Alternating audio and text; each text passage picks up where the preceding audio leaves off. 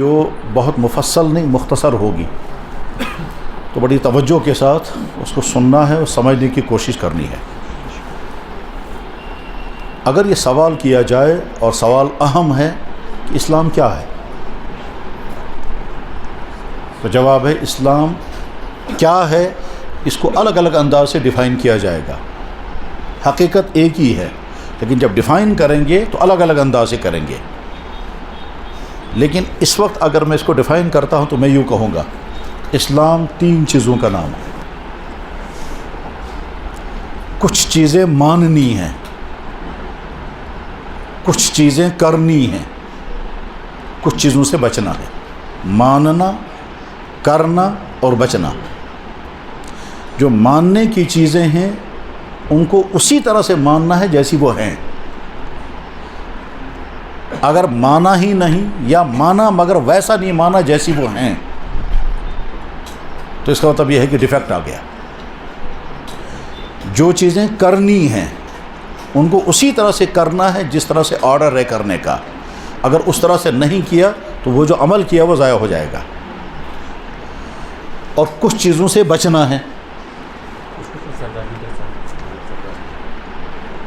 Neighbour نیر تم سا سم کر تمہن ونو دبس ایل سو نیر نیبر ضرور سم کیا تو کچھ چیزیں ماننی ہیں، کچھ چیزیں کرنی ہیں، کچھ چیزوں سے بچنا ہے۔ جو چیزیں ماننی ہیں ان کو کہتے ہیں عقائد، جو چیزیں کرنی ہیں ان کو کہتے ہیں فرائض، جن چیزوں سے بچنا ہے ان کو کہتے ہیں حرام۔ ماننے والی چیزوں کو ماننا ضروری ہے، نہیں مانیں گے تو خطرہ ہے ایمان ہی نہیں ملے گا۔ کرنے والے کام کرنا ضروری ہے، نہیں کریں گے تو سزا لگ سکتی ہے۔ بچنے والے کاموں سے بچنا ضروری ہے، نہیں بچیں گے تو سزا لگ سکتی ہے۔ 3 باتیں ہو گئی، ماننا، کرنا اور بچنا۔ ماننا کس کس چیز کو؟ تو جواب اللہ کو، نبیوں کو، فرشتوں کو، قرآن کو، کتابوں کو، آخرت کو، انبیاء علیہ السلام کو، صحابہ کو، اماموں کو، محدثین کو ماننا ہے۔ کیا ماننا ہے؟ کہ جو ان کی حقیقت ہے۔ اللہ کو کیا ماننا ہے؟ کہ جو اللہ نے اپنے بارے میں کہا اور اللہ کے نبی نے جو اللہ کا تعارف کرایا ہم ویسے ہی مانیں۔ نبیوں کو ماننا ہے۔ کیا ماننا ہے؟ جو اللہ نے بتایا نبیوں کے بارے میں اور نبیوں نے اپنے بارے میں جو کچھ کہا وہ ماننا ہے۔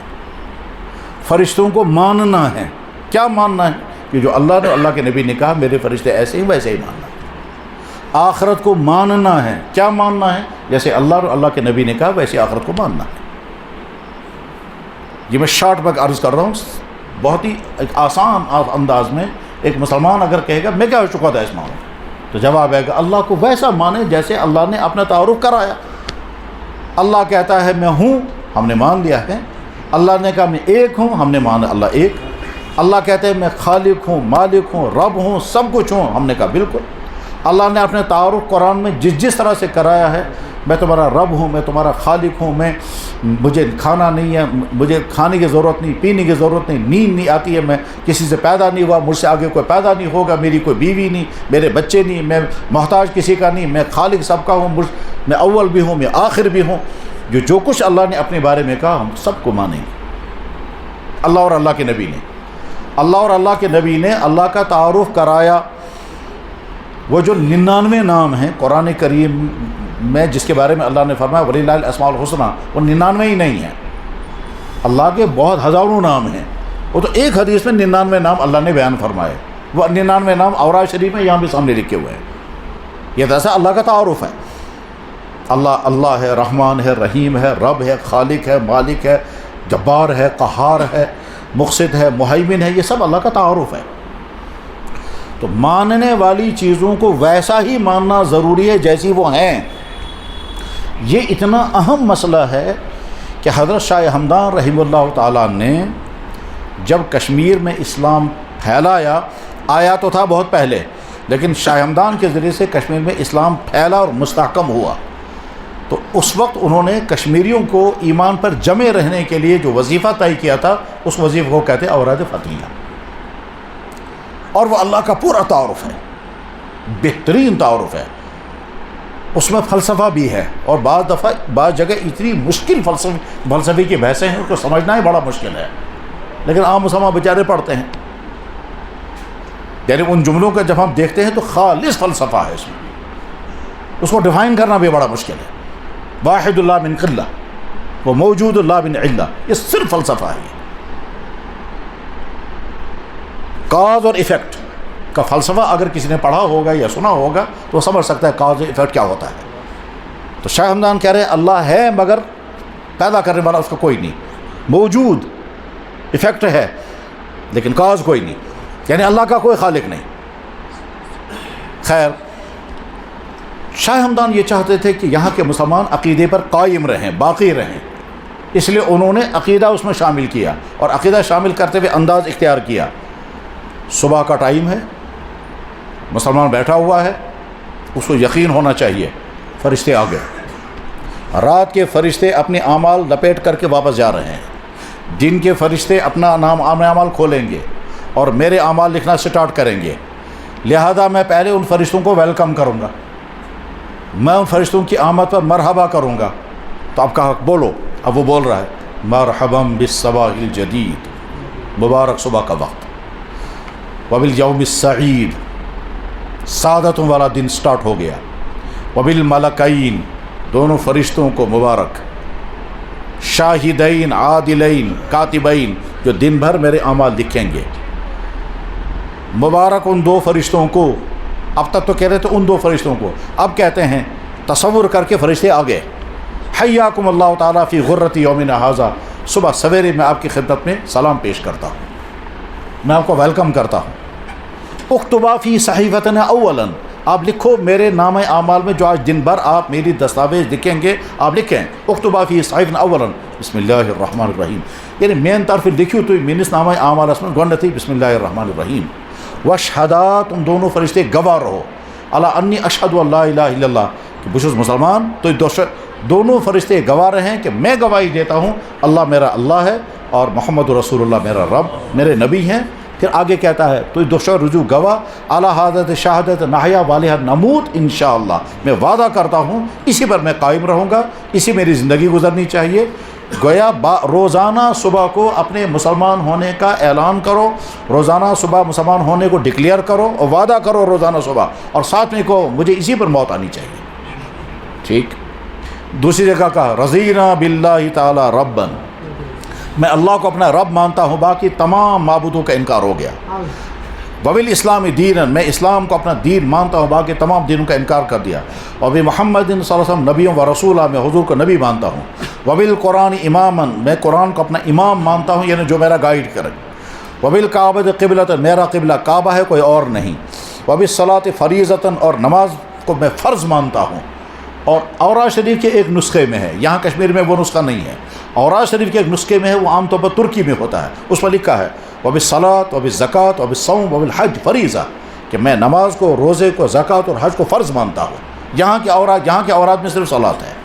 یہ یہاں کے اوراد میں وہ تین چیزیں کیسے چھوٹ گئی، کیسے رہ گئی، پرنٹ کی غلطی ہوئی یا جو بھی ہوا، ہمیں اس سے بحث نہیں ہے، لیکن ترکی کے اوراد میرے پاس موجود ہے، اس میں پورا ہے وبالصلاۃ وبالزکوٰۃ وبالصوم وبالحج فریضہ، میں تسلیم کرتا ہوں یہ چاروں کے چاروں فرض ہیں۔ وبالمؤمنین اخوانا، تمام مسلمانوں کو میں اپنے بھائی بھائی مانتا ہوں۔ وبالصدیق وبالفاروق وبالذوالنورین وبالمرتضیٰ ائمہ، میں ان چاروں صحابہ کو امام مانتا ہوں، خلفائے راشدین کو۔ یہ عقیدے کا بیان کر رہے ہیں وہ، کہ مسلمان کو آتی عقیدت پر قائم روزو۔ لہذا مسلمان کا عقیدے کا درست ہونا بہت زیادہ ضروری ہے۔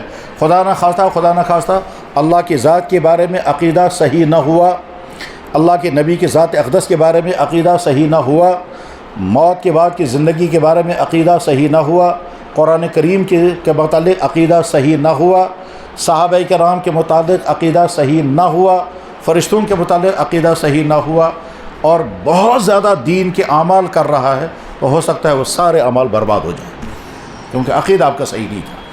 تو عقیدے کا صحیح ہونا بہت زیادہ ضروری ہے۔ لیکن اس عقیدے کو صحیح ہونے کے لیے معلومات کا ہونا ضروری ہے اور بیان کرنا بھی ضروری ہے۔ اللہ کی ذات کے بارے میں ایمان والوں کا عقیدہ کیا ہوتا ہے، کیا ہونا چاہیے۔ شارٹ میں یوں کہیں گے، یا اللہ آپ نے اپنے بارے میں جو کہا ہمیں تسلیم، آپ کے نبی نے آپ کے بارے میں جو کہا ہمیں تسلیم، بس۔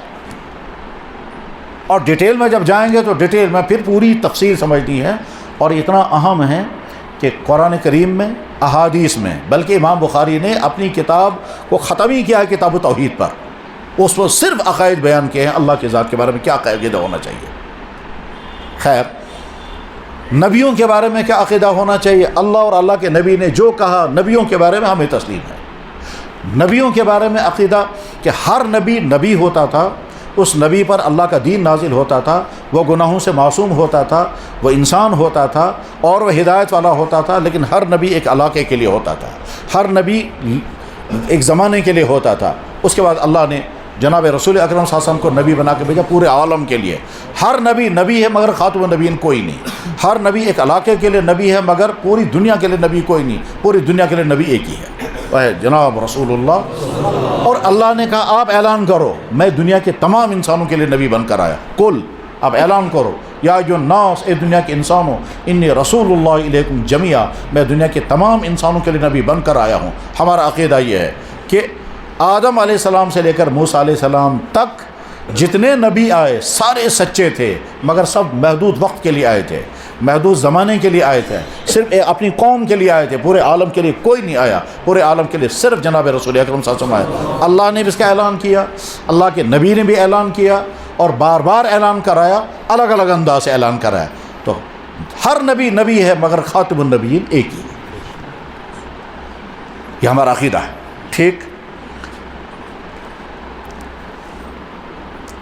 نبی انسان ہوتا ہے، وہ فرشتہ نہیں ہوتا، مگر اور انسان کی تمام ضرورتیں نبی کے اندر بھی ہوتی ہے، بھوک لگنا، پیاس لگنا، نیند آنا، تھک جانا، چوٹ لگنا، یہ انسان کی صفات ہے، یہ نبی کو بھی ہوں گی۔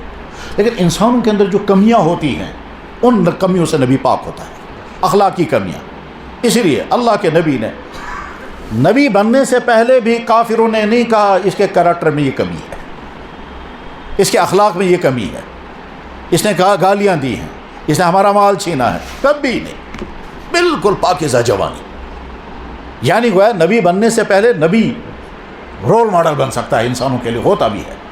تو نبی تمام گناہوں سے بالکل معصوم اور پاک ہوتا ہے، جسمانی اعتبار سے فٹ، اخلاقی اعتبار سے مکمل، روحانی اعتبار سے بھی مکمل۔ اس لیے کوئی نبی ڈیفیکٹ والا نہیں تھا، نہ جسمانی ڈیفیکٹ نہ ایسا نہیں ہے کوئی نبی آنکھ کا کمزور تھا، خدا نہ خاصا ٹانگ میں کوئی ڈیفیکٹ رہا ہے، نہیں، نبی جسمانی طور پر بھی فٹ ہوتا ہے اور روحانی اور اخلاقی طور پر بھی فٹ ہوتا ہے۔ مالی طور پر کمزور ہو سکتا ہے، غریب ہو سکتا ہے، فاقے لگ سکتے ہیں، وہ کوئی عیب نہیں۔ خیر، نبیوں کے بارے میں عقیدہ کیا ہے؟ ہر نبی معصوم، ہر نبی ہدایت والا، ہر نبی اللہ کا مقرب بندہ، ہر نبی پر ایمان لانا ضروری۔ ہم مانتے ہیں ابراہیم علیہ السلام اللہ کے نبی تھے، ہم مانتے ہیں موسیٰ علیہ السلام اللہ کے نبی تھے، ہم مانتے ہیں عیسیٰ علیہ السلام اللہ کے نبی تھے۔ کیوں مانتے ہیں؟ کیونکہ اللہ نے بھی کہا اور ہمارے نبی نے بھی کہا،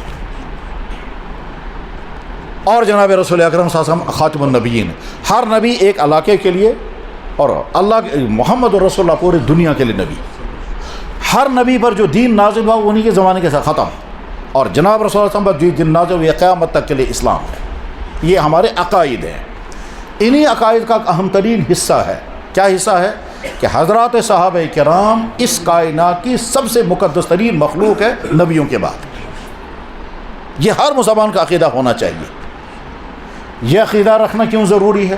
اس وجہ سے کہ قرآن کریم میں اللہ تعالیٰ شانوں نے صحابہ کرام کی اتنی عظمتیں بیان کی ہیں، اتنی خوبیاں ان کی بیان کی ہیں، ان کے کارنامے بیان کیے ہیں، ان کی خدمات بیان کی ہیں، بلکہ بخاری شریف میں حدیث ہے حب الانصار من الایمان، ایمان کی ایک نشانی ہے کہ آپ کو انصار مدینہ کے ساتھ محبت ہونی چاہیے۔ انصار مدینہ کے ساتھ محبت ایمان کی نشانی ہے، بخاری میں حدیث ہے۔ بغض الانصار من النفاق، اگر انصار کے ساتھ بغض ہے تو یہ نفاق کی علامت ہے۔ تمام صحابہ کرام کے متعلق ہمارا عقیدہ کیا ہے؟ وہ نبیوں کے بعد اس کائنات کے سب سے مقدس ترین مخلوق ہے۔ اور مقدس ترین مخلوق کیوں ہے؟ کہ وہ محمد رسول اللہ کا وہ کارنامہ ہے جو کارنامہ اور کوئی نبی انجام نہیں دے سکا. یعنی ایسی ٹیم اللہ کے نبی نے تیار کی کہ ایسی ٹیم دنیا میں کوئی نبی بنا نہ سکا, کوئی مذہبی رہنما نہیں بنا سکا. باقی مذہبوں کے لوگ جو ان کے بڑے ہیں وہ بڑے دعویٰ نہیں کر سکتے کہ ہم نے ایسی جماعت تیار کی جو ان جیسی ہے, نہیں ہے. یہ صرف جناب رسول اکرم صلی اللہ علیہ وسلم کا کارنامہ ہے کہ آپ نے 23 سال کے عرصے میں ایک ایسی ٹیم دنیا میں کھڑی کر دی جیسی ٹیم نہ اس سے پہلے کوئی پیدا کر سکا اور نہ اس کے بعد قیامت تک تو ممکن ہی نہیں ہے.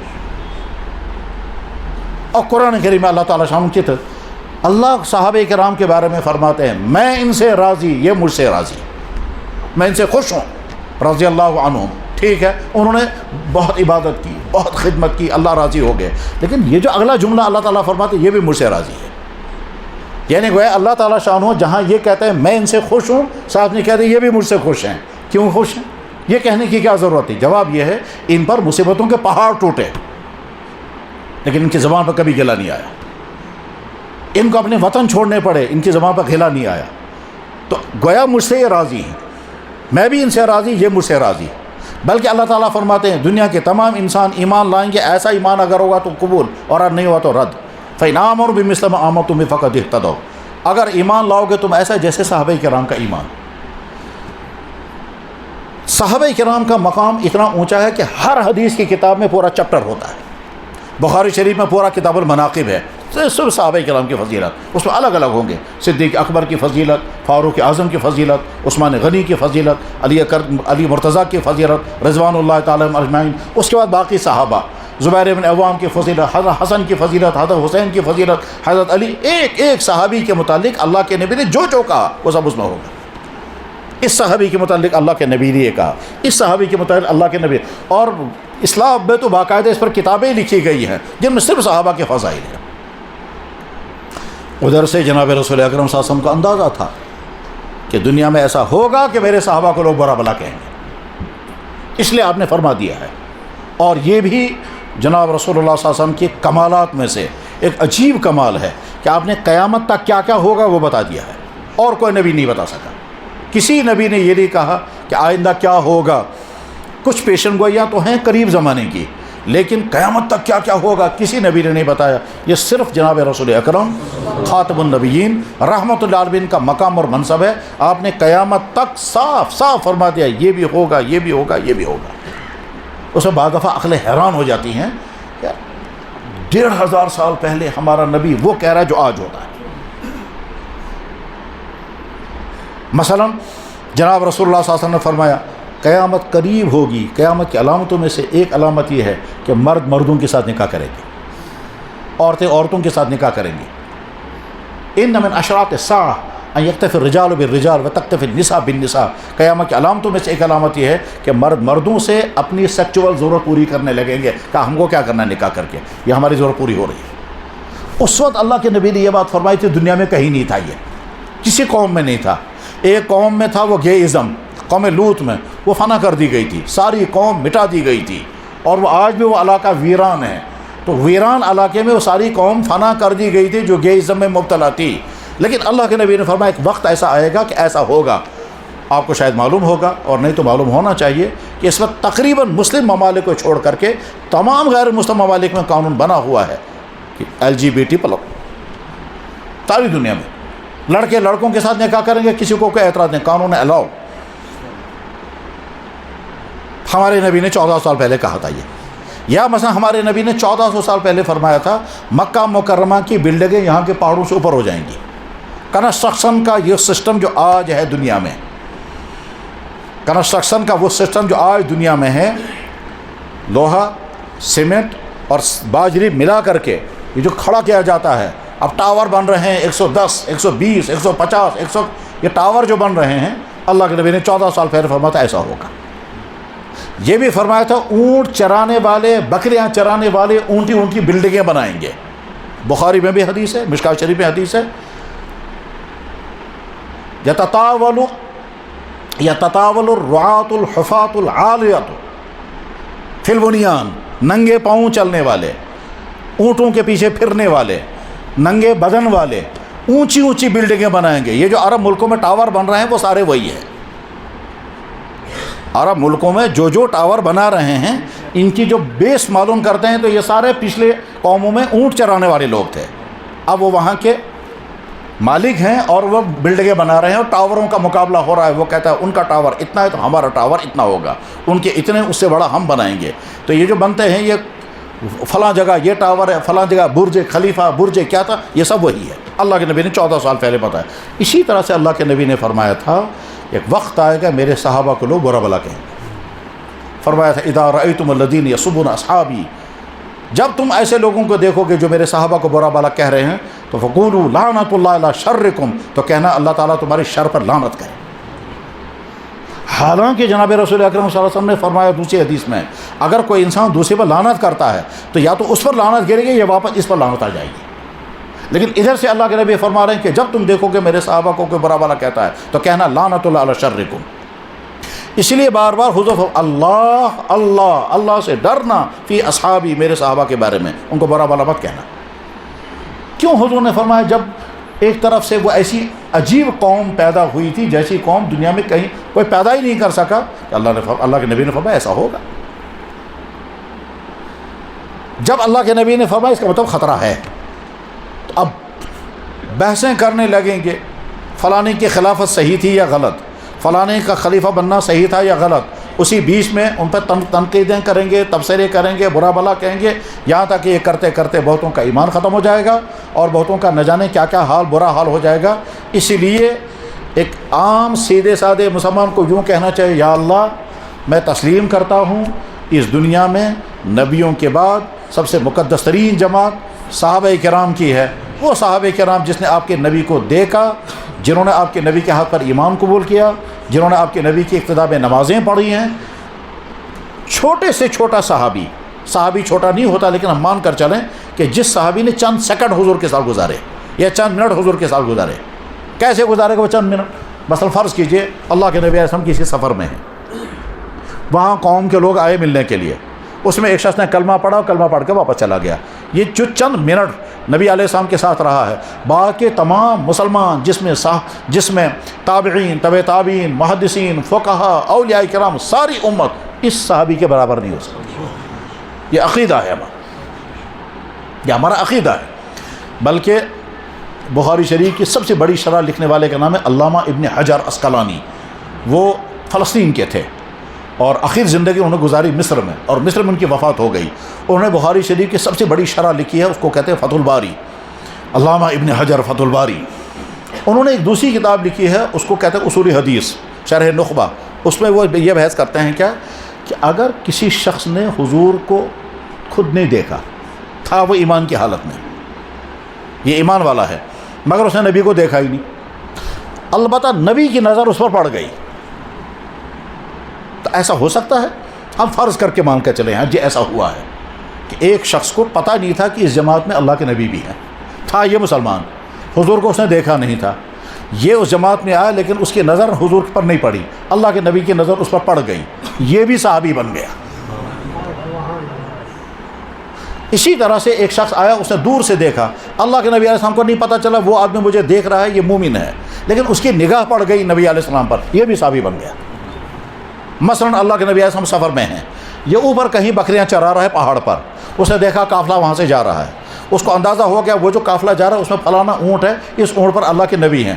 جناب رسول اللہ صلی اللہ علیہ وسلم کو نہیں معلوم ہے پہاڑی سے مجھے کوئی آدمی دیکھ رہا ہے، اس کی نگاہ حضور پر پڑ گئی اور نبی کو نہیں معلوم ہے کہ اس نے مجھے دیکھ لیا، یہ بھی صحابی بن گیا۔ نبی کی نظر اس پر پڑ جائے تب، اس کی نظر نبی پر پڑ جائے تب، یہ بھی صحابی بن گیا، یہ بھی صحابی بن گیا۔ پھر ان صحابہ کے درجات ہیں، ان صحابہ کے درجات ہیں۔ درجات کیوں ہیں؟ اس لیے کہ وہ بھی صحابی ہے جس نے چند سیکنڈ نبی کے ساتھ گزارے، اور وہ بھی صحابی ہے جس نے ساری عمر حضور کے ساتھ گزاری۔ اب جب ہم درجہ بندی کرتے ہیں تو درجہ بندی ہم نہیں کر سکتے ہیں، وہ تو محدثین نے خود درجہ بندی کر دی ہے کہ تمام صحابہ افضل۔ اس کے بعد پھر جب پہلا درجہ ہوگا، مکہ فتح ہونے کے بعد جو صحابہ بنے ہیں ان کا درجہ ان کے برابر نہیں ہے جو مکہ فتح ہونے سے پہلے کا تھا۔ فتح مکہ سے پہلے صحابی بننا اپنے آپ کو مصیبتوں میں ڈالنا تھا، فتح مکہ کے بعد مسلمان بننا آرام ہی آرام تھا۔ تو فتح مکہ کے بعد جو صحابی بنا وہ صحابی ہے مگر اس کا درجہ ان کے برابر نہیں جو فتح کر. یہ قرآن میں ہے، لا یستوی منکم من انفق من قبل الفتح وقاتل.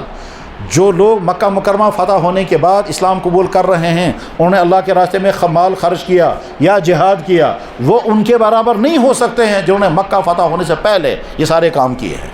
اب مکہ فتح ہونے سے پہلے جت صحابہ ہیں، ان صحابہ میں جب چھانٹ کریں گے تو ان صحابہ کا درجہ زیادہ اونچا ہے جو صلح حدیبیہ میں تھے. صلح حدیبیہ میں اللہ تعالیٰ شانوں نے ان تمام صحابہ کے بارے میں فرمایا لقد رضی اللہ عن المؤمنین، اللہ تعالیٰ راضی ہے ان تمام ایمان والوں سے جنہوں نے درخت کے نیچے آپ کے ہاتھ پر بیعت کی تھی. لقد رضی العلیم اذ بایعونک تحت الشجرہ، درخت کے نیچے آپ کے ہاتھ پر اللہ تعالیٰ ان سے تمام سے راضی ہو گیا. وہ تقریباً 1,500 ہیں. ان 1,500 کا جب چھٹائی کرتے ہیں تو پھر ان میں زیادہ اونچا درجہ ہے ان صحابہ کرام کا جو بدر میں شامل تھے. جنگ ان کو کہتے تھے بدری، اور امام بخاری بابکار حدیث نقل کرتے ہیں، کہتے ہیں یہ صحابی بدری ہے، حدیث دکھائیں گے. اس صحابی کو بدری ہونا دکھانا ہے، حدیث دکھائیں گے. اور حضرت جبریل حضور کی خدمت پہ آئے، کہنے کہ یا رسول اللہ، صحابہ کرام میں جو لوگ بدر میں آئے تھے ان کے بارے میں آپ کیا فرماتے ہیں؟ تو اللہ کے نبی نے فرمایا بدر میں جو صحابہ ہیں ان کے بارے میں ہم یہ سمجھتے ہیں کہ وہ دوسرے تمام انسانوں سے بہت زیادہ بلند ہیں، بہت زیادہ افضل ہیں. حضرت جبریل نے کہا فرشتوں میں بھی ایسا ہی ہے، جو فرشتے بدر میں شامل ہو گئے ان کا مقام بہت اونچا ہے باقی فرشتوں کے مقابلے میں. یہ بخاری میں حدیث ہے. حضرت جبریل آئے حضور کے پاس، عرض کیا یا رسول اللہ، جو صحابہ بدر میں شامل تھے ان کے بارے میں آپ کیا فرماتے ہیں؟ حضور نے فرمایا وہ دوسرے تمام مسلمانوں سے افضل ہیں. تو حضرت جبریل نے کہا فرشتوں میں بھی ایسا ہی ہے، جو فرشتے جنگ بدر میں شامل تھے وہ دوسرے تمام فرشتوں سے افضل ہیں. جیسے آپ انسانوں میں کہتے ہیں یہ بدری ہے، ایسے ہم وہاں فرشتوں کو کہتے ہیں یہ تو بدری فرشتہ ہے. ایک صحابی کے متعلق کچھ سخت شکایتیں پیدا ہو گئی، ان سخت شکایتوں کا تذکرہ میں بہت لمبا واقعہ ہے، وہ بیان نہیں کروں گا. اب اس کے خلاف اقدام تھا کہ بہت سخت ایکشن لیا جائے گا، بلکہ حضرت عمر بن خطاب نے عرض کیا یا رسول اللہ، اس نے یہ غلطی کی ہے، آپ مجھے اجازت دیں میں ابھی اس کی گردن اڑا دیتا ہوں. ایک صحابی ان سے ایک غلطی ہوئی، اس غلطی کی بنا پر امکان تھا کہ اللہ کے نبی اس کے خلاف سخت ایکشن لیں گے.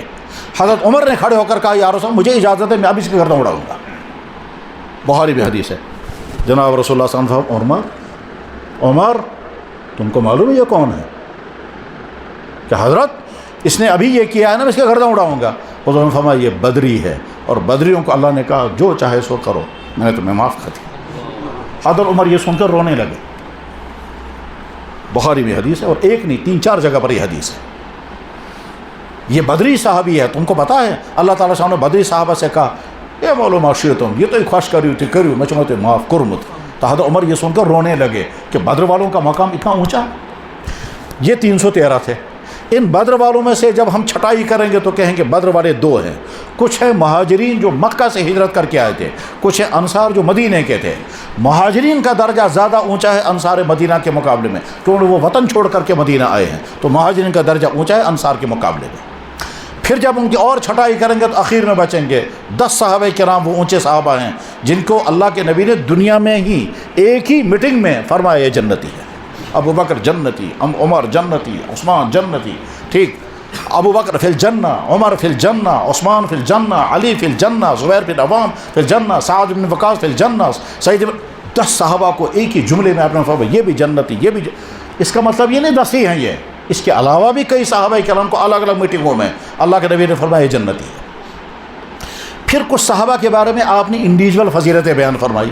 مثلا خالد بن ولید کے بارے میں فرمایا اللہ کی تلوار ہے، خالد سیف من سیوف اللہ. ابو موسیٰ اشعری رضی اللہ عنہ کے بارے میں فرمایا اس کے گلے میں ایسی آواز نکلتی ہے جیسے داؤد علیہ السلام کی تھی. جریر بن عبداللہ کے بارے میں فرمایا میری امت کا یوسف یہ ہے. غرض ہے کہ ہر صحابی کی الگ الگ فضیلت. بلکہ ایک صاحب حضرت زبیر ابن عوام صحابی ہیں جو حضور نبی علیہ السلام کے ہم زلف بھی ہیں، ساجو. زبیر ابن عوام اور جناب رسول اکرم صلی اللہ علیہ وسلم یہ دونوں ہم زلف ہیں. بڑی بہن زبیر ابن عوام کے نکاح میں ان کا نام اسما، چھوٹی بہن حضور کے نکاح میں ان کا نام عائشہ. تو عائشہ اور اسما دونوں بہنیں ہیں، اور جناب رسول اللہ صلی اللہ علیہ وسلم اور زبیر ابن عوام دونوں ساجو ہو گئے. ادھر سے وہ پھوپھی زاد بھائی بھی تھے.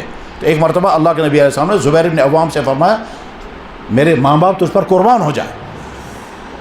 اور سعد بن وقاص رضی اللہ عنہ حضور کے صحابی تھے. یہی سعد بن وقاص ہے جس نے پورے عراق اور پورے ایران کے اندر اسلام کو پھیلایا اور عراق کو فتح کیا. یہی سعد بن وقاص فاتح ایران سعد بن وقاص رضی اللہ تعالیٰ عنہ. حضور نے فرمایا سعد کے بارے میں میرے ماں باپ تو اس پر قربان ہو جائیں. کوئی کارنامہ ایسا انجام دیا ہوگا جس پر اللہ کے نبی فرما رہے ہیں میرے ماں باپ تو اس پر قربان. حضرت علی تعجب کے ساتھ فرماتے ہیں کہ میں تعجب کھا گیا کہ جب میں نے دیکھا کہ اللہ کے نبی علیہ السلام نے حضرت سعد وقاص فرمایا بِأَبِي أَنْتَ وَأُمِّي میرے ماں باپ تجھ پر قربان ہو جائیں. تو ہر صحابی کی الگ الگ فضیلت. جناب رسول اللہ صلی اللہ علیہ وسلم نے الگ الگ انداز میں فرمایا تھا خبردار میرے صحابہ کے بارے میں برا مت کہنا, اور جب تم کہیں سنو گے کہ میری صحابی کے بارے میں کوئی شخص کچھ کہتا ہے فوراً کہنا لعنت اللہ علی شرکم. اس کا ایک پہلو اور بھی ہے. اللہ اور مخلوق کے درمیان رابطہ جبریل علیہ السلام, جبریل کے ذریعے سے اللہ کا دین انسانوں تک پہنچا. جبریل کا پورا تعارف قرآن نے کرایا کہ جس کے ذریعے سے میں دین بھیج رہا ہوں یہ کون ہے. انہ لقول رسول کریم ذی قوت عند, جبریل کا تعارف ہے. پھر اللہ اور مخلوق کے درمیان رابطہ ہے جناب رسول اکرم صلی اللہ علیہ وسلم, کہ اللہ کا دین انسانوں تک پہنچا جناب رسول اکرم صلی اللہ علیہ وسلم کے ذریعے. ٹھیک ہے. اور امت اور نبی کے درمیان رابطہ ہے صحابہ کرام. بعد کی امت کو جو سارا دین ملا وہ نہیں صحابہ کرام کے ذریعے سے ملا. ان صحابہ کرام نے حضور سے قرآن بھی لیا تو امت تک پہنچایا.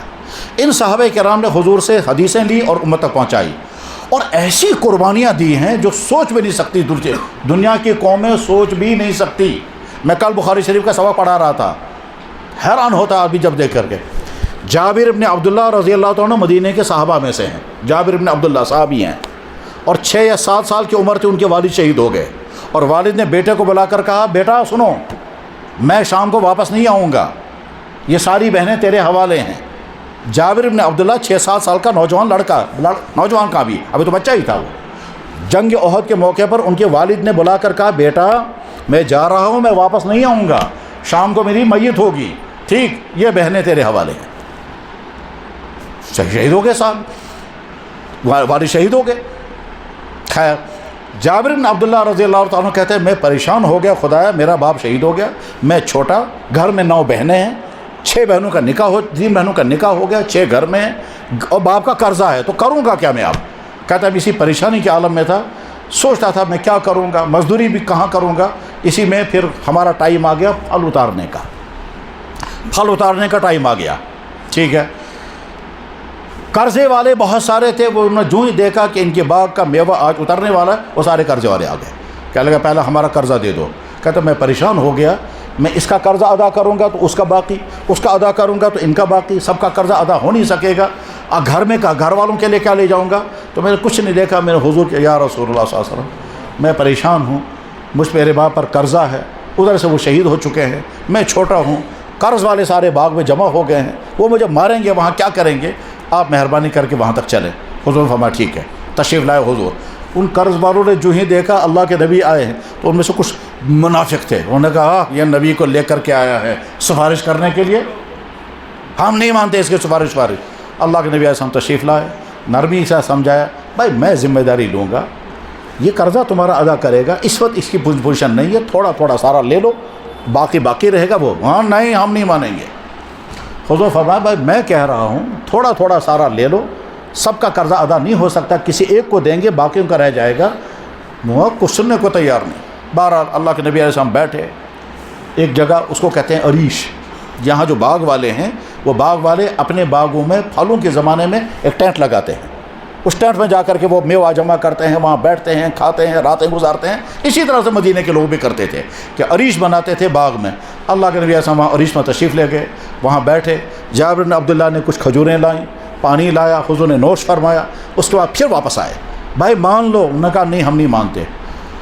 حضور ایک دم جلال میں آ گئے اور خاص کیفیت طاری ہو گئی.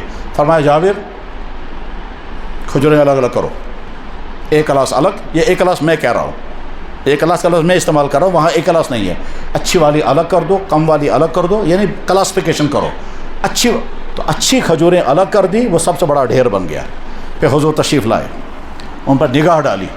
نگاہ ڈالنے کے بعد پھر کھجوروں کو ایسے کیا, پھر شاید لعاب مبارک بھی پھینکا. پھر فرمایا تولو, تولنا شروع کر دیا. ایک آدمی کو بلایا کتنا قرضہ ہے؟ جناب اتنا، تولو دے دو اس کو. تمہارا کتنا قرضہ ہے؟ جناب اتنا، اس کو تول کے دے دو. تمہارا کتنا قرضہ ہے؟ اتنا، تول کے دے دو اس کو بھی. سب کے قرضے تولتے رہے. تمہارا پیسہ اتنا ہے، کھجوریں تم کو اتنی آئیں گی، لے لو. تمام قرض والوں کا قرض ادا ہو گیا اور ڈھیر اسی طرح سے باقی رہا. اور یہ بخاری شریف میں ہے. یہ ہے جابر بن عبداللہ. ٹھیک، جنگ خندق ہو رہی ہے. جابر بن عبداللہ نے سوچا کہ میں چھوٹا ہوں، گھر میں بہنیں ہیں، تو اب کوئی عورت آنی چاہیے جو اس بہنوں کی تربیت کرے. تو چلو میں نکاح کروں گا. اب نکاح کروں گا، اپنی ماں سے زیادہ بڑی عمر کی عورت سے نکاح کر لیا. ماں سے زیادہ بڑی عمر کی عورت سے نکاح کر لیا. حضور نے فرمایا تم نے نکاح کیا؟ کہنے لگا حضرت کس سے کیا؟ کہنے لگا بوڑھی عورت سے. فرمایا کیوں؟ کہنے لگا حضرت میرے گھر میں بہنیں ہیں، اب اگر ویسی ایک اور عورت آ جاتی میری بھی بن، وہ کیا سکھائے گی ان کو؟ اس لیے میں نے سوچا ایک بوڑھی خاتون کے ساتھ میں نکاح کروں گا، وہ کم سے کم ان کو کچھ سکھائے گی. اس لیے میں نے، حضور نے فرمایا ٹھیک ہے. تو جابر بن عبداللہ جوان لڑکا بوڑھی خاتون سے نکاح کیا اپنی بہنوں کی تربیت کے لیے. ٹھیک ہے. وہ بوڑھی خاتون معمر خاتون چونکہ عمر والی تھی، اس لیے وہ عمر کے حساب سے دیکھتی تھی یہ جابر میرے بیٹے کے برابر ہے، اس لیے کبھی ڈانٹ ڈپٹ بھی کرتی تھی. وہ جنگ خندق کا زمانہ ہے. جابر بن عبداللہ حضور کے پاس آئے اور آ کر کے حضور سے دیکھا تو حضور کا چہرہ خشک ہے، ہونٹ خشک ہیں، کمزوری ہے. تو جابر کہتے ہیں مجھے لگا کئی دن سے حضور نے کچھ نہیں کھایا. فوراً واپس آ گئے. بیوی سے کہا کچھ کھانے کا انتظام کرو. اس نے کہا کیا کریں گے؟ کہنے لگا کچھ کرو. بیوی نے کہا وہ ہے بکری کا بچہ، تو اس کو ذبح کر. میرے پاس ہے تھوڑا سا جو، میں اس کو کوٹتی ہوں، اس کی روٹی بنائیں گے. انہوں نے کہا ہاں ٹھیک ہے. اس نے جلدی سے جا کے ذبح کیا، اس کے پیس بنائے. اس نے روٹی کو آٹا گوندا، آٹا تیار کیا، پھر آٹا گوندا، اور گوندنے کے بعد بیوی نے کہا میں روٹیاں پکاتی ہوں اور گوشت تم دیگ میں ڈال دو اور جاؤ حضور سے کہو، مگر چپکے سے کہنا، چپکے سے کان میں کہنا یا رسول اللہ میں نے ایک دو آدمی کے کھانے کا انتظام کیا ہے، آپ آئیں اور ایک یا دو آدمی کو ساتھ لے کر کے آئیں. جابر نے کہا بہت اچھا. اب چلے گئے جابر. کہا یا رسول اللہ صنعت لک سورا، یا رسول میں نے تھوڑا سا کھانا تیار کیا. حضور نے فرمایا کیا تیار کیا؟ کہنے لگے یہ الفاظ ہے ذبحت عناقا، میں نے بکری کا بچہ خود ذبح کیا ہے. وطحنت الشعیر، میری بیوی نے جو کو پیسا اور اس کی روٹیاں بنانے والی ہے. حضور نے فرمایا کثیر کبیر مبارک، اتنا کھانا. بس یہ فرمایا اور فرمایا یا للمہاجرین والانصار، سب چلو دعوت ہے. جابر بن عبداللہ پریشان ہو گیا، خدا اب کیا ہوگا. وہ دوڑ کر کے آیا اپنی بیوی کے پاس، کہنے لگا او خدا کی وہ سارے آ رہے ہیں. ایسے موقع پر بیوی نے کہا تم نے وہاں شور مچایا ہوگا، میں نے پہلے کہا تھا انت ورجل او رجلین، آپ یا دو آدمی، تو تم نے وہاں. انہوں نے کہا نہیں میں نے صرف حضور سے کہا. میں نے اس لیے میں جناب رسول اکرم صلی اللہ علیہ وسلم صحابہ کرام ساتھ. اللہ کے نبی نے فرمایا دیگ کو ہاتھ مت لگانا، روٹیوں کا ہاتھ مت لگانا. باہر میں لاؤ وہ دیگ، پھر روٹیوں کا ٹوکرا بھی لایا. یہ سب سامنے رکھ کر کے آپ نے کیا کیا، ایک روٹی اور دیگ کے اندر سے گوشت کا ایک بڑا پیس ایک صحابی کو، بس تقسیم کرتے گئے کرتے گئے کرتے گئے. ایک حدیث میں ہے کہ 300 آدمیوں نے کھانا کھایا، ایک حدیث میں 1500 آدمیوں نے کھانا کھایا. اور اس کے بعد جب سارے فارغ ہو گئے تو اللہ کے نبی نے فرمایا جابر اب تم، تمہاری بیوی اور میں باقی سب کھا چکے. جب دیکھا دیگ کے اندر تو گوشت اسی طرح سے موجود تھا، اور روٹیوں کا ٹوکرا دیکھا تو روٹیاں اسی طرح سے موجود تھی. یہ واقعہ بھی بخاری شریف غزوہ خندق کے بیان میں ہے. یہ ہے صحابی جابر بن عبداللہ رضی اللہ تعالیٰ عنہ. اس جابر بن عبداللہ کے بارے میں نے کل پڑھایا. کیا پڑھایا؟ یہ مدینہ شریف میں ہے. اس نے سنا کہ جناب رسول اللہ صلی اللہ علیہ وسلم نے یہ حدیث بیان کی ہے. پوچھا کس نے؟ ایک سے پوچھتے ہیں آپ نے حدیث سنی ہے وہ نبی سے؟ انہوں نے کہا میں نے نہیں سنی. آپ نے یہ حدیث حضور سے سنی ہے؟ انہوں نے کہا نہیں میں نے نہیں سنی. آپ نے یہ حدیث حضور سے سنی؟ انہوں نے کہا میں نے بھی نہیں سنی. حدیث ہے یہ؟ کہنے لگا ہاں حدیث ہے مگر میں نے بذات خود نہیں سنی. تو جابر عبداللہ کہتے ہیں نبی کی بات دنیا میں ہے اور آدمی نہیں مل رہا ہے جو یہ بتایا کہ میں نے اپنے کانوں سے یہ بات سنی ہے. کہاں ہے یہ آدمی؟ معلوم کرتے گئے یہاں تک کہ پتہ چلا وہ ملک شام میں ہے. تو جابر بن عبداللہ رضی اللہ تعالیٰ نے سوچا حضور کی ایک بات مدینے میں پھیلی ہوئی ہے لیکن کوئی آدمی گواہی نہیں دے رہا ہے کہ حضور کی کہی ہوئی میں نے اپنے کانوں سے سنی اور یہ آدمی ملک شام میں ہے، مجھے جانا چاہیے. چنانچہ مدینہ شریف سے 1 مہینے کا سفر کیا اور ملک شام پہنچ گئے اور جا کر اس صحابی سے ملاقات کی، اس کا نام ہے عبداللہ بن انیس۔ انہوں نے کہا السلام علیکم، انہوں نے کہا وعلیکم السلام۔ جابر آپ کب آئے؟ کہنے لگا آج دوپہر کو۔ کہاں سے؟ انہوں نے کہا مدینہ سے۔ کیوں آئے؟ کہ آپ سے ایک حدیث سننی ہے۔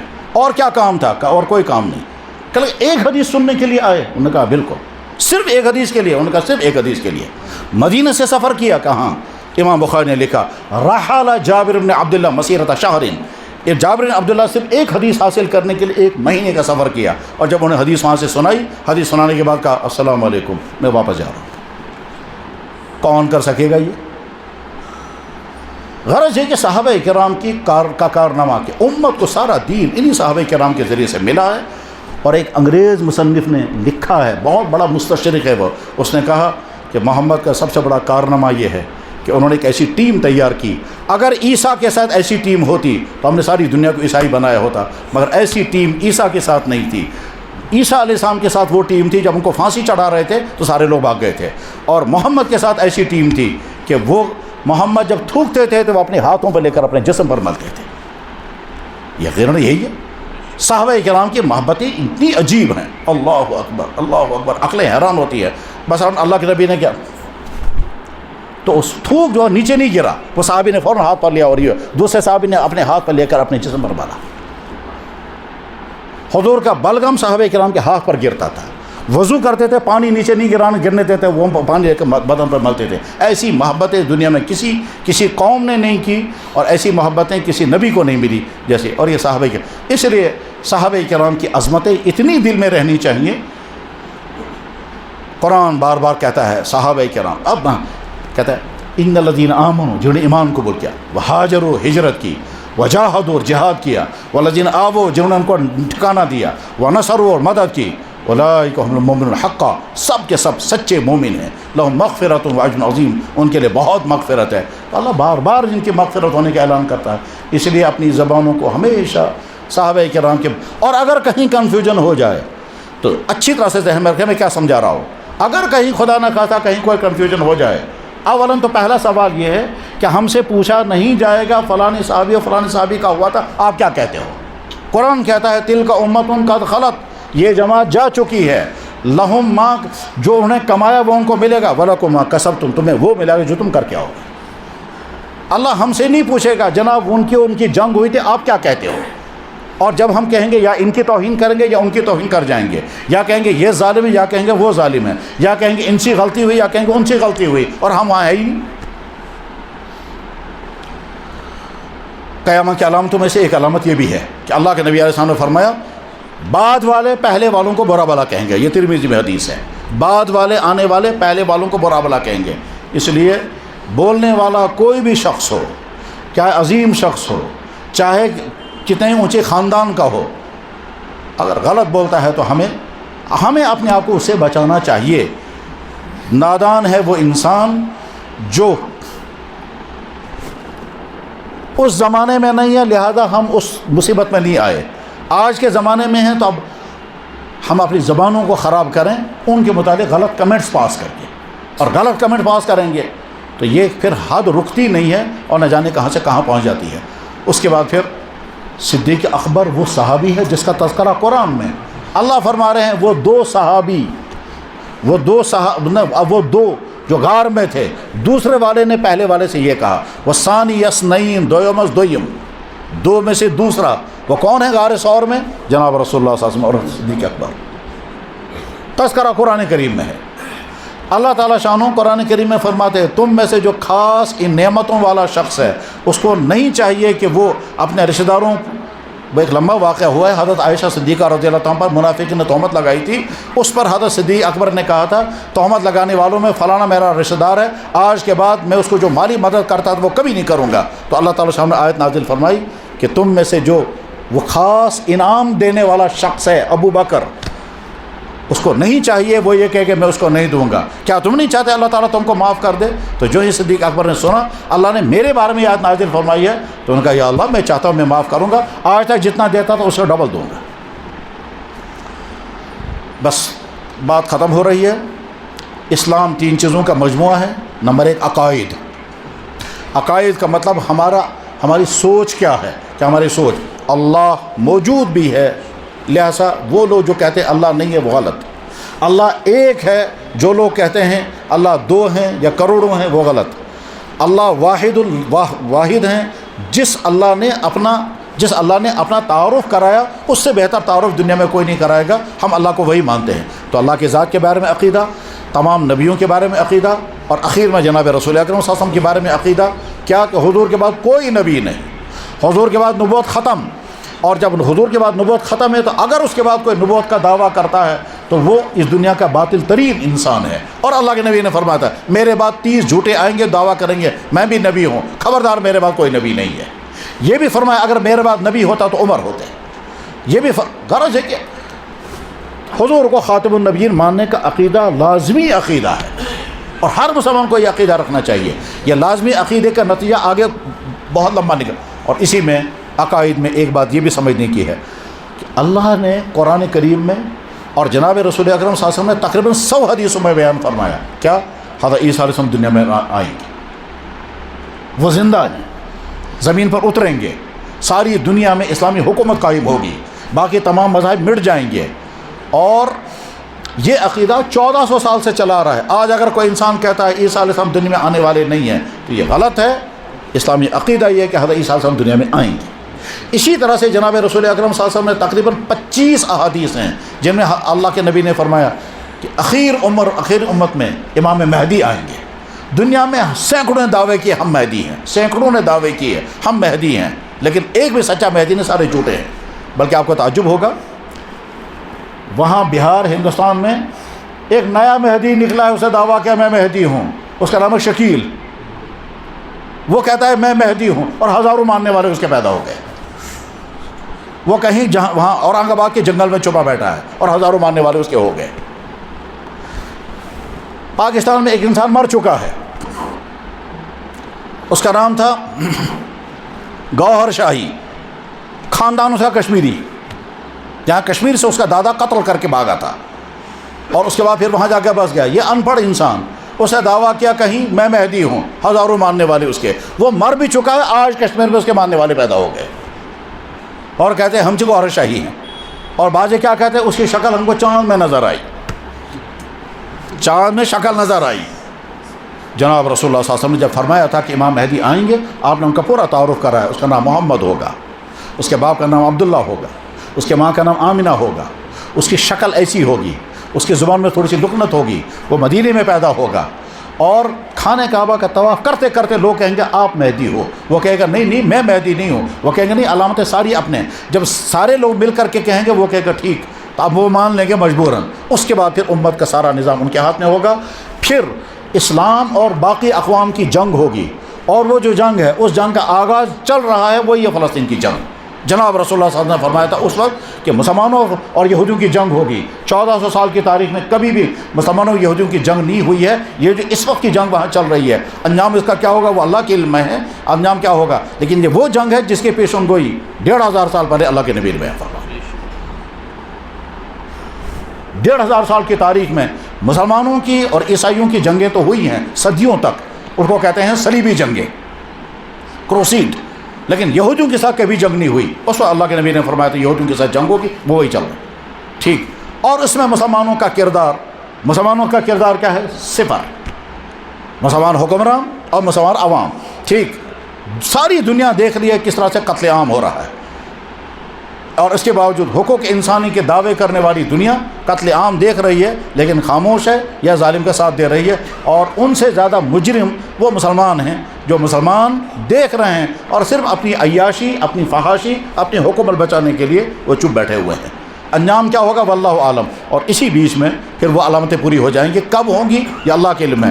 تو امام مہدی آئیں گے, ان کے ہاتھ میں امت کی باغڈور پہنچے گی, وہ نظام چلائیں گے, اور اس کے بعد پھر اسی بیچ میں دجال نکلے گا. اور امام مہدی دمشق کی جامع مسجد میں ہوں گے, حضرت عیسیٰ علیہ السلام آسمان سے اتریں گے, اور حضرت امام مہدی جو ہے ان کے حوالے نظام کریں گے. حضرت عیسیٰ علیہ السلام اپنے ہاتھ میں کمان لیں گے امت کی, اور اس کے بعد پھر نکلیں گے دجال کو قتل کرنے کے لیے. اور باب لد جو اسرائیل کا فوجی ہیڈ کوارٹر ہے وہاں پر دجال مارا جائے گا, اور اس کے بعد پورے عالم کے اندر اسلامی حکومت قائم ہو جائے گی. اور حضرت عیسیٰ علیہ السلام وہاں سے چلیں گے عمرہ کرنے کے لیے، تو جناب رسول اللہ صلی اللہ علیہ وسلم نے خود اپنے حج کے دوران فرمایا تھا میں دیکھ رہا ہوں عیسیٰ علیہ السلام یہاں سے جا رہے ہیں۔ پھر وہ حضور کی خدمت میں سلام پیش کرنے کے لیے آئیں گے مکہ مدینہ طیبہ، سلام پیش کریں گے، حضور کی طرف سے جواب آئے گا، اور اس کے بعد پھر پورے عالم میں اسلامی حکومت قائم ہوگی۔ حضرت عیسیٰ علیہ السلام خود صلیب کو توڑ دیں گے، خنزیر کو قتل کر دیں گے۔ کہا عیسائیوں نے خنزیر کو حلال کر دیا تھا، نام میرا لیا تھا، میں نے خنزیر کو حلال نہیں کیا تھا۔ عیسائی کہتے تھے عیسیٰ کو پھانسی دی گئی، میں تمہاری صلیب کو توڑ دیتا ہوں، مجھے کوئی پھانسی نہیں ہوئی تھی، میں زندہ تھا آسمانوں میں۔ تو زندہ آسمانوں سے اتر کر کے آئیں گے، یہ اسلامی عقیدہ ہے۔ تقریباً 100 حدیثیں ہیں جو حضرت عیسیٰ علیہ السلام کے متعلق دنیا میں ہیں۔ تو یہ میں نے عقائد کا مختصر سا بیان کیا، کیونکہ یہ بیانات عام طور پر نہیں ہوتے ہیں، اور جن حالات میں ہم ہیں ان حالات میں ہم کو اچھی طرح سے سمجھنا ہوگا، اور جہاں کہیں کوئی کنفیوژن ہو جائے اپنی کسی صحیح عالم سے ملاقات کر کے پھر اللہ نے ہم کو سچا دین عطا فرمایا، الحمدللہ۔ یقین رکھنا چاہیے کہ اس دنیا میں سچا دین صرف ایک، وہ ہے اسلام، صرف ایک، اور وہ ہے اسلام۔ اور وہ سمجھ میں تب آتا ہے تھوڑا سا جب ہم اس انسان کو دیکھتے ہیں جو ایمان سے باہر تھا اور وہ ایمان میں آتا ہے۔ ایمان میں آنے کے بعد اس کے احساسات کو دیکھیے، اس کے خیالات کو سنیے، اس کو کتنا اطمینان اسے ملتا ہے وہ دیکھیے، اس کے بعد سمجھ میں آتا ہے یار ہمیں تو پتہ ہی نہیں چلا آج تک اسلام یہ ہے۔ یعنی بہت سارے مسلمانوں کو اپنا اسلام سمجھ میں آتا ہے، اسلام کی عظمت تب سمجھ میں آتی ہے جب اس مسلمان کو دیکھتے ہیں جو باہر سے اندر آیا۔ اس لیے کچھ ویب سائٹیں ایسی ہیں جن میں صرف ان مسلمانوں کے حالات لکھے گئے ہیں، بیان ہوتے ہیں جو مسلمان نہیں تھے، کسی اور سے نکل کر کے آئے۔ ایک خاتون جرنلسٹ کے نام پر جاسوس بن کر افغانستان میں داخل ہوئی تھی جب وہاں جنگ ہو رہی تھی، امریکہ اور افغان وار جب چل رہی تھی، ایک خاتون وہاں داخل ہوئی ہے، اور پھر وہاں وہ بند ہو گئی، گرفتار رہی، وہ جیل میں رہی۔ ان جیل میں اس کے ساتھ کیا کیا ہوا، اور سونے کے بعد پھر انہوں نے اس سے کہا کہ ہم تمہیں اور کچھ نہیں کہیں گے، ہم صرف تم اتنا چاہتے ہیں کہ تم اسلام کو پڑھو اور اس کے بعد پھر فیصلہ کرو تمہیں مسلمان بننا۔ اس نے کہا میں وعدہ کرتی ہوں میں مسلمان بنوں گی، یہ اسلام پڑھوں گی۔ پھر وہاں سے وہ رہا ہو کر کے آئی، پھر دنیا بھر میں اس کے تذکرے چلتے رہے، ٹھیک ہے، اور آخر میں اس نے وعدہ پورا کیا، اسلام کو پڑھا۔ اسلام کو پڑھنے کے بعد وہ مسلمان ہو گئی۔ پہلے وہ کچھ اور نام سے تھی، آج وہ مریم کے نام سے، ٹھیک۔ اس نے جب وہ روداد لکھی ہے اور پھر اسلام قبول کرنے کی تاریخ بیان کی، پھر اسلام پا کر کے اس نے کیا کیا سمجھا اسلام کے بارے میں، یہ ایک مثال ہے، کتاب چھپی ہوئی ہے یا ہمارے کے اپنے اویلیبل ہے، اور اس نے انٹرنیشنل فورموں میں جا کر کے انٹرویو دی ہے اسلام کی سچائی کے بارے میں، اسلام کی حقانیت کے بارے میں، اور باقی مذہبوں کے غلط ہونے کے بارے میں موجود ہے، پڑھیں سب لوگ۔ اس طرح کے ہزاروں انسان ہیں، اللہ نے ہم کو دین حق عطا فرمایا۔ ہمیں کفر چھوڑ کر ایمان کی طرف نہیں آنا پڑا، کفر چھوڑ کر ایمان کی طرف آنے میں کتنی قربانیاں دینی پڑتی ہیں، وہ قربانیاں شاید ہم نہیں دے سکتے تھے۔ اس لیے نمبر 1 شکر پڑھنا چاہیے، پڑھیں سب الحمدللہ، اور زور سے الحمد علی نعمت الاسلام، الحمدللہ علی نعمت الایمان، الحمدللہ علی نعمت الاسلام، شکر الحمدللہ، الحمدللہ۔